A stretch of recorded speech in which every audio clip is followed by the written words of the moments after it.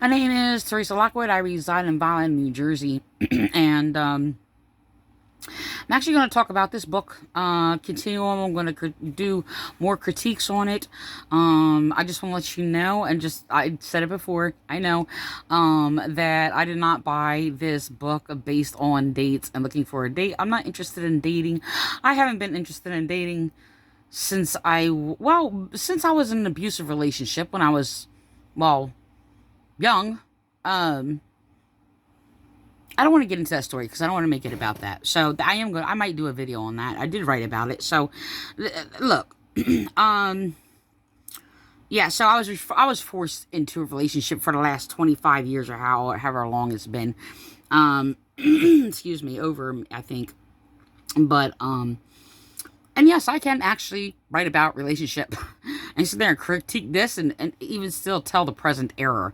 Now, the thing is, the book is by Kari Tumminia. It'd be Kari Reed Tumminia. And it's called No Bad Dates.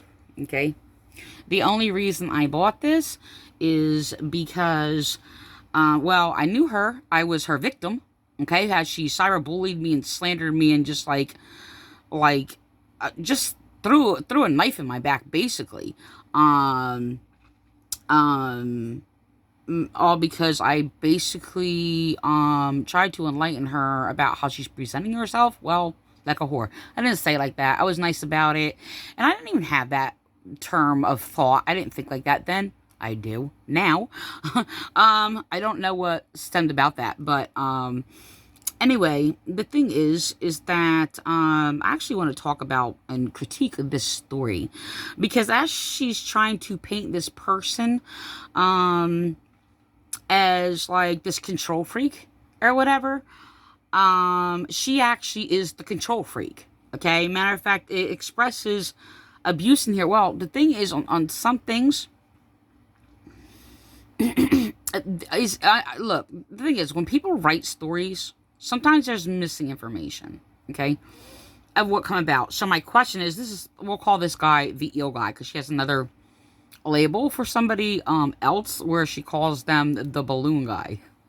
So this is, I'm going to record this actually real quick. I'm going to read it real quick. It says, he also had a very annoying tendency of speaking over me and ignoring my opinions and input unless they aligned with his own, and then feigning ignorance whenever I confronted him. Okay? Now, this is a thing. First of all, majority of people have talked over me. Her own so-called, well, we'll sit there and say her mother's husband. I'm sorry, I gotta sneeze.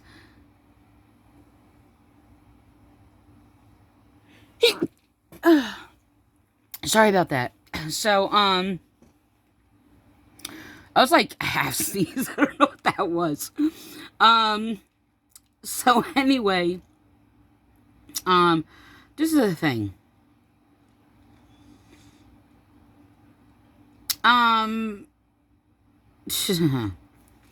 There's a lot of people who have spoken over me, continuously ignoring me. Now, I'm going to put in some principles here. First of all, she posted on her page a number of years ago, and copying, well, the manipulation that she just echoed, trying to sound like she knows what she's talking about, and she just slapped herself in the face. Echoing the deception lies from the Violin, New Jersey Police Department, who are only using people like this as a little two-bit whore to promote their propaganda.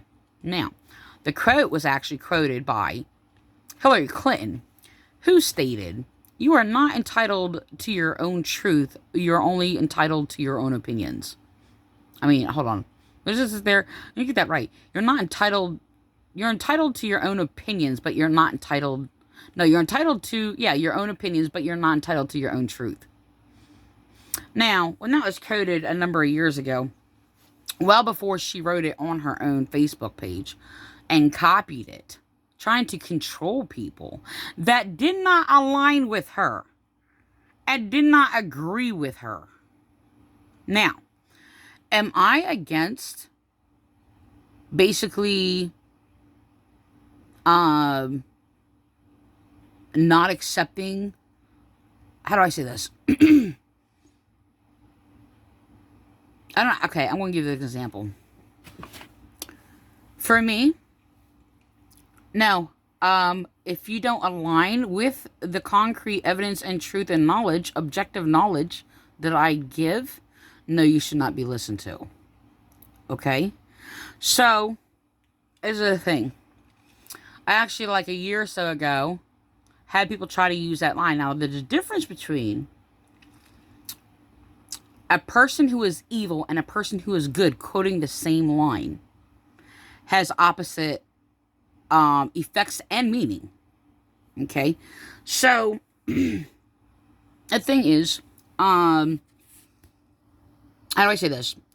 About a year ago, I had police abusing me. And because I proved with evidence and backed up my claims, which I do every claim, okay, they sit there and said, oh, she's mad if nobody agrees with her. Everybody, and then another one is, that they have said, which was an echo of actually the cult that I was abused in. That is of her mother's husband's cult, William Clay. The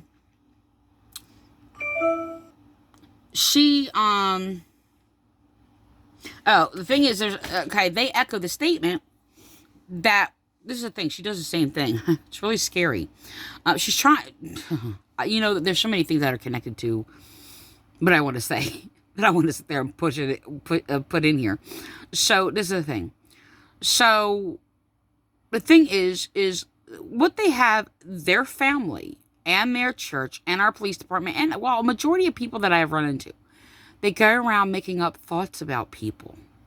What they're thinking, what happened in their life that didn't happen, and not what you're thinking.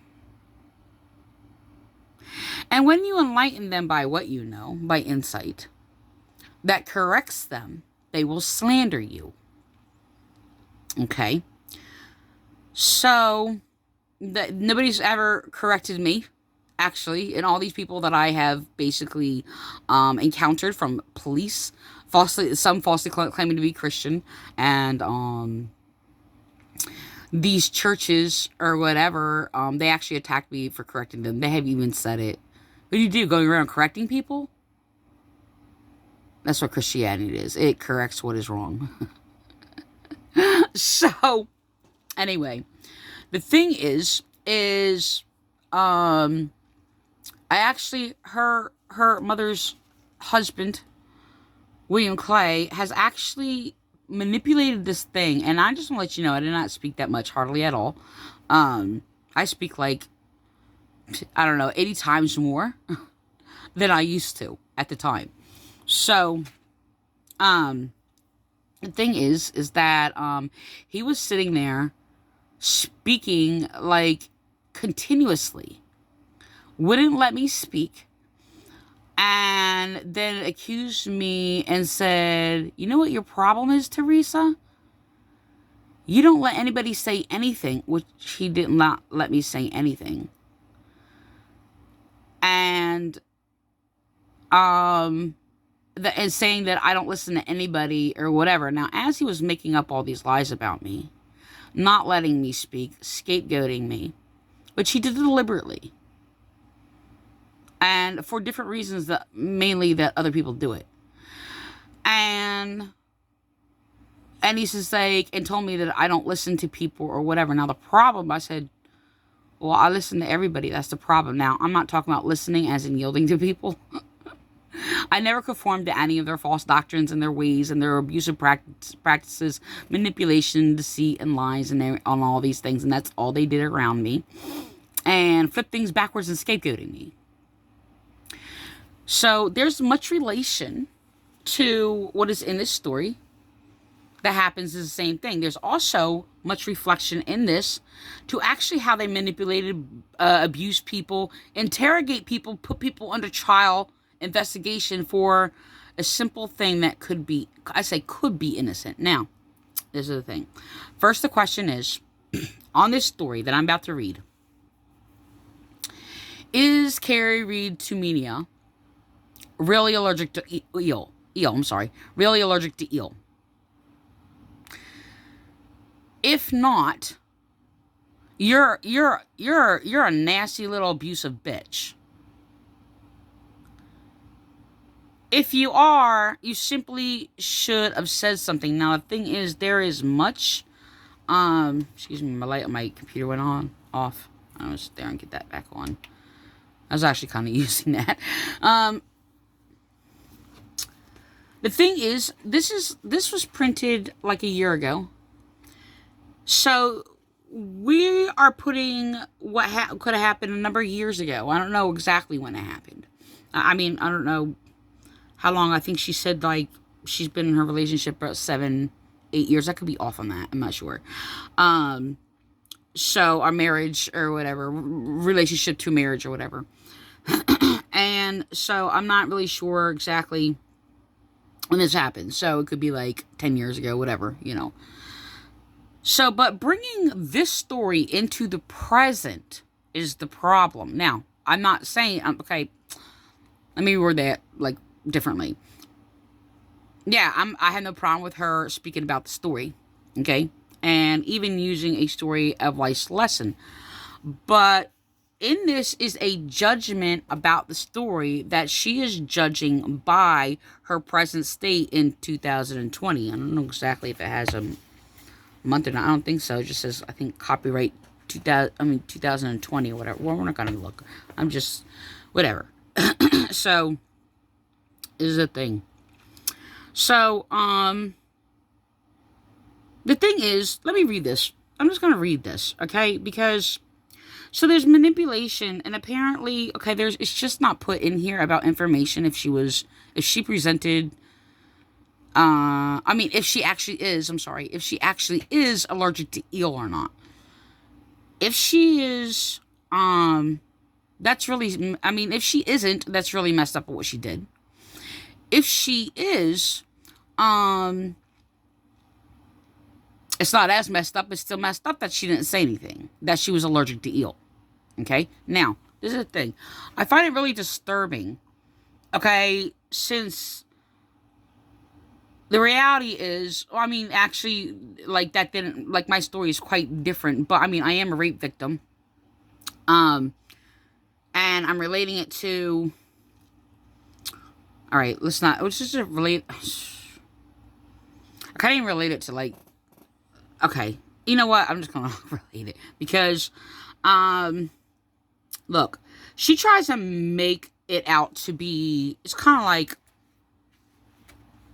the whole no means no thing. Now, this is usually related to, that of, you know, victims who are raped, and they said no, they said they did not want to be with them, and the thing is that,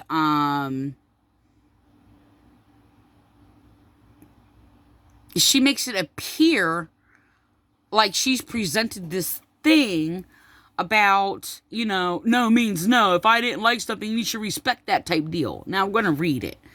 Now, the thing is, Kari Reed and their family has this habit of falsely judging things, questioning things, and putting things under a blind interrogation. I'm talking about interrogating people with ignorance. Not based on, like, an interrogation that you're guilty of some, like, horrible thing, and you're being interrogated, and you're a suspect, and there's a reason to believe that you did something wrong, and they actually have knowledge to discern that. This is not what is happening here. And this is not how it was played out in their cult abuse church with their William Clay, and even people who were before that or whatever. Well, it altered differently after William Clay, because actually only expressed these, that you have to test these people all the time. And what they do is they just abuse people, okay? And it's like abusive, blind, ignorant police who are doing a case and have no knowledge or insight how to discern anything. So they accuse them, they vilify them, they do all these things or whatever, and that person may be innocent, and they're going on doing all these things, and then they twist everything about even what they did that had no relation to them to any crime or any wrong. Questioning their motive when they're simply, well, an innocent bystander, and they're not even in the same world of the mind that they are interrogating. And this is what happens, and this is what I'm seeing in this story. So she tries to paint. Now, this is the thing. Let me read this line. Still, I continue to date Steve. He was a dream on paper, remember? He was future-oriented, successful, and handsome. Listen to this fantasy. Now, she does speak against her little fantasy ideologies of putting expectations on people and things like that. Okay? So, and I'm going to read that. It was not difficult to imagine him taking me off the dating market permanently. And likely with a big fat diamond ring. Now, she's writing this in 2020, so this is a present. Now, it's 2021. But this is a present trying to judge. And at this time, by the way, she's presenting herself as this counselor. This healing and advice for dating. In the present. So, she's presenting herself as this dating expert and this love expert. She's abusive. And even though she appears to take blame for some of the things that she did, why everything went wrong, and even presents this supposed, like, false guilt, and does express that, no, you shouldn't bear a false guilt, and she carried around this false guilt, she's still doing the same thing. Because this is as her as a dating coach, and she's presenting this as some sort of advice. Now listen to this. I was going to continue reading it. So I continued to date Steve. He was a dream on paper, remember? He was future-oriented, successful, and handsome. It was not difficult to imagine him taking me off the dating market permanently. That's basically thoughts of, not feeling adequate or good enough for somebody. Now, I just want to let you know, and I'm going to put this in here. Look, thank God she stopped dating and found an idiot to put up with her bullshit. Because if this is how she's still expressing this in the present, she's still bullshit. Like, I mean, the thing is, what she accuses him of and tries to vilify him, make him out to be a monster person, now he could be. Like, I don't know this person. You know what? She made out of this person. I mean, this person could be, like, have a dead body in their backyard or something. Like, seriously. That's the reality. But what she's expressed and tried to make him out to be is, like, she's actually done this to me. Okay? And she pretended to be my friend or whatever. And then she tried to make me out to be this person because I questioned her how she was actually presenting herself, like, on her profile picture as, like, just flaunting herself sexually online or whatever. And I'm like, I'm not your mother or whatever trying to tell you how to live your life, but, having her question, like, her picture was completely inappropriate. So she went off the deep end and vilified me, even tried to make me equal to my abusers that she knew was my abusers, which was her so-called stepdad, even though I don't believe in that term, her mother's husband or whatever, and then try to vilify me and make me out to be a monster. So apparently, even though she said she has changed, she has not changed. Now, like I said, from this story, though, it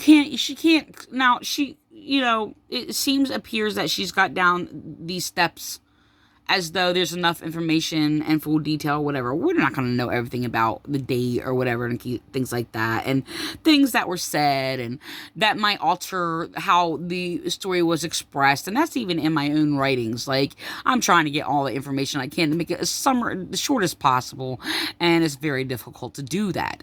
And the image you could present to somebody is not really the image, and you don't intend to present this other image. And it's very difficult in writing. Okay, because, I mean, even this date could probably be a whole book, or dating this guy could be a whole book in itself. So this is a couple pages, So I'm going to go on. This is the thing. Just remember, the ill guy. So this is revolving around ill and how what she thinks he should have done and not done. Now, mind you, I'm going to read this line again that I just read before. He also had a very annoying tendency of speaking over me and ignoring my opinions. Now, like I said, that's a lot of people do that to me. That's common. Oh, I just want to throw this in here real quick also. Most men, the reality is, no, it's not a prejudice, that most people, men and people, women, in this world are as messed up as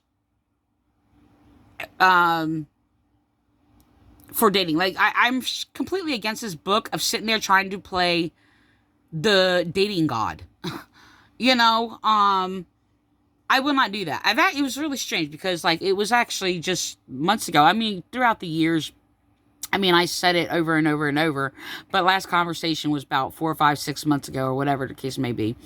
And I try to tell my son, I'm just like, you should never go out looking for a date or looking for a girlfriend. You mingle, you get to know people, you meet people and become friends with people. I'm like, or you're coming about it the wrong way. So she's wrong, by the way, in this whole dating type thing. That reality is, you shouldn't just go out and just like look for a date, look for a mate, look for a husband or a wife on the opposite side or whatever case may be. And no, I'm not against dating at all. I'm not. But if you're just going out trying to basically seeing who you can get with, that it's just so cheesy. It's cheap. It's just terrible. So, I have no idea. I mean, I have, I'm not against anything about, you know, going out a date. I'm not against, what I am against is that people should encounter people in a friendship manner. Not encountering people because you're looking for romance. That's the thing that you should not do first. If that comes later, that's fine. But if you're, I'm going to do another video on that because I'm going to take up too much time. So I'm going to go on. It says, still I continued to date Steve. He was a dream paper, a dream on paper, remember? He was future-oriented, successful, and handsome. It was not difficult to imagine him taking me off the dating market permanently, and likely with a big fat diamond ring. It doesn't even make any sense. Like, that's just like delusional thinking. And she's putting this in the present, remember, 2020.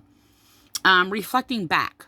So she still has this fantasy-prone, delusional ideologies, trying to copy other people against the whole fantasy dream date thing or whatever, to sit there and present that. But she's still reflecting that. It doesn't make any sense. So I'm going to go on. Okay, let me... And then, because the universe sometimes likes to choose the most random moments for our biggest relations, I had an epiphany. She basically is pagan, a tarot reader, which basically makes her delusional. I'm going to say, what I was going to say before, is that, thank God, or what I said before, thank goodness, yes, thank God, that she is no longer dating. You don't have to be stuck with this delusional person. That's the fact. Like, I'm sorry for the men who basically, like, dated her. I really am. And of course, if they were really scumbag, like she tries to claim they are, which she actually exposes that she's actually the scumbag in this, let me record this real quick. Ouch, ouch, ouch. All right. So, all right. So, the other thing, let me just finish reading this. Okay. I had an epiphany. No, she didn't. Specifically, I had an earth-shattering epiphany. Really? She believes the universe, like, controls what we do. That's not true. And puppet masters, like, it would be like, almost like the fraudulent Pentecostals, who basically go around claiming that everything we do and our movements or whatever are predestined or whatever, and we don't have a choice and all these other things or whatever, even though they will hypocritically sit there and say they have a choice. their doctrines is contradicting hypocritically against that. So I'm going to go on. Likes to choose the most random moments for our biggest relations. I had an epiphany. Specifically, I had an earth-shattering epiphany over a sushi in a very upscale restaurant about what I was allowing in my relationship and how it actually made me feel. Now, I just want to let you know. Okay, we can't do feelings right now. We gotta do another one on that in relation to this book. While ordering our food, I mentioned to Steve that all the rolls on the menu sounded great. They did. But I didn't like eel. Okay. Steve looked up from his menu and with a touch of incredulity. I've heard this word before. I haven't used it. So, I don't know how to say this. Incredulousness. I don't know. Replied. It seems like it's even misused, or I don't know what it is, but, with a touch of incredulousness, replied. Like, it doesn't make any sense how it's used. So, you don't like eel? Eel is great. I shrugged in response, I don't like eel. I never really have. See, listen to this. I never really have. But if you want it, you can order separately. You probably just haven't had good. I'm sorry. You can order it separately. So I guess it should be his response. You probably haven't had good eel. I'm sure you'll like it if we get it. Now, the thing is, his thinking is messed up. This is the thing. You know what? This is almost like, I don't want to take up too much time. Let me read it first to see if I have time to explain that. That's what I really wanted to do, is explain that. And look, I'm taking up time saying that. Here's the thing. Let me just go on. Seriously, I don't want eel. I'll just order 2 rolls without it if you want to have it. It's not a big deal. I had decided to stick to my guns over the eel issue. I generally didn't want to eat it, and I could not in that moment understand why he was making such an issue over it. Now we're going to listen to Kari make such an issue over it. Steve peered at me over his menu, assured me that it wasn't a big deal, and told me he was fine ordering the rolls that didn't have eel. The restaurant is amazing. He assured me whatever we order will be delicious. And besides, I'm with you, which is what I really want anyway. I smiled and settled back into my seat while he ordered. I loved that he was always ordered for us. It seems so intimate. The Steve was spectacular at making me feel seen and cared for. Let me reflect back. He also had a very annoying tendency of speaking over me and ignoring my opinions and input unless it aligned with his own, and then feigned ignorance whenever I confronted him. Yeah, and you know what? I do basically tell people that they're ignorant, by the way, or whatever. She's manipulating in this book or whatever, but I believe most of the world is ignorant. And even in this, like, I mean, look, I've actually expressed, because I basically been, like, abused with food. Okay, trying to shove food down my face that I do not like and I will not eat, okay? And it's simply, I don't like it. I'm not going to sit there and say, I'm allergic to it. If I'm not. So, the delusional thinking here expresses it in their mind. You know what, I'm just going to go, I'm going to move forward because I don't have enough time. It's 29 already. It's going to cut off. Nonchalantly, he gestured 2 of the rolls with his chopstick. Okay, you know what? I'm going to make a part 2 because I have to make a part 2 and read this story because this is 29 minutes and it's just, I'm trying to rush things and it's not going to work. So, I'm going to end with that.